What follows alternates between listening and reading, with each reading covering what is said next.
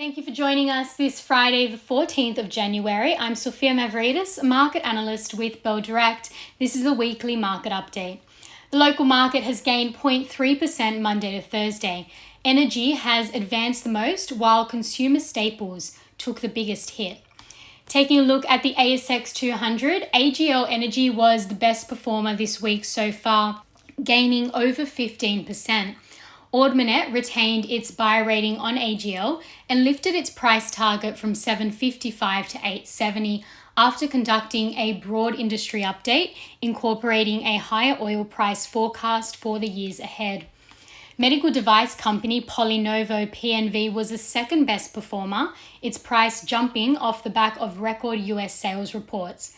However, the stock fell 10% on Thursday. And the rest of the best performers on the leaderboard were the major miners. ARB Corporation dropped the most, Credit Suisse downgraded the stock to underperform, and JP Morgan upgraded its recommendation to underweight. As for the All Ords, that's the largest 500 stocks, artificial intelligence company BrainChip, BRN, increased an impressive 44% this week. Investors have been buying in amid news over the use of the company's Akida chip in a Mercedes concept car. Meanwhile, BWX fell 16% after announcing a new CEO. Now, the most traded stocks by Bell Direct clients this week were Fortescue Metals and Coles. Clients also bought into BHP, Pilbara Minerals, PLS, Core Lithium CXO, and Mineral Resources MIN, while took profits in Afterpay, APT, Pinnacle Investment Management Group, PNI, Telstra, TLS, and BrainChip, BRN. Let's take a look at Bell Potter's analyst outlook and stock picks for 2022. These include two of the major banks, ANZ and NAB. Since the GFC, both have undergone transformation to improve earnings quality and consistency. As for investments in the agricultural and the FMCG sector, these are higher risk and volatile stocks. Bell Potter therefore have focused on investments that either have a structural uplift in return on invested capital, a cyclical growth story, or counter-seasonal crop exposures. They've listed Bega Cheese, BGA, which has now also acquired Lion Dairy and Drinks, LDD. The A2 Milk Company, A2M, is another in this sector. Bell Potter see EPS doubling by FY26 if the company achieves its China offline expansion strategy while recovering 50% of its lost sales from FY20 to 21.